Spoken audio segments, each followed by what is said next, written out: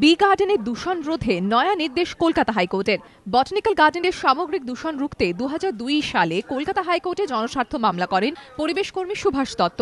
সেই মামলার প্রেক্ষিতে দফায় দফায় নানা নির্দেশ দিয়েছে কলকাতা হাইকোর্ট।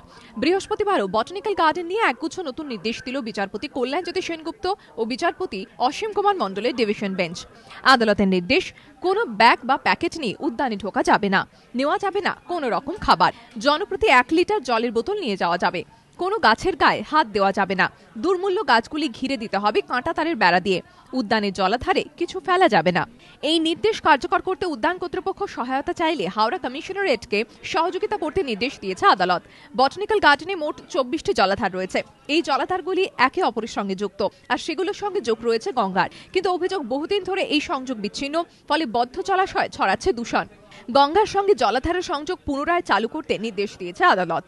বাবুঘাট থেকে বটানিক্যাল গার্ডেন পর্যন্ত ফেরি পরিষেবা ফের শুরু করা যায় কিনা বন্দর কর্তৃপক্ষকে তা খতিয়ে দেখতে নির্দেশ দিয়েছে আদালত। পাশাপাশি বলা হয়েছে, প্রতিষ্ঠাতা জার্মান রক্সবার্গের নামে যে জাদুঘর রয়েছে তাও চালু করতে।